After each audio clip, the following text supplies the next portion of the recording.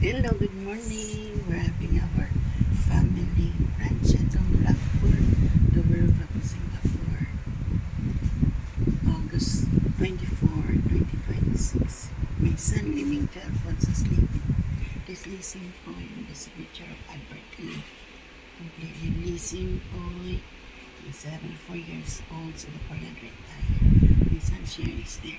We're having kway teow with the chicken and the potato. Okay, enjoy atong Blackford, the world of Singapore, our family brunch. Okay, enjoy folks atong Blackford, the world of Singapore, our family brunch. Okay, enjoy Singapore. My son Sherry.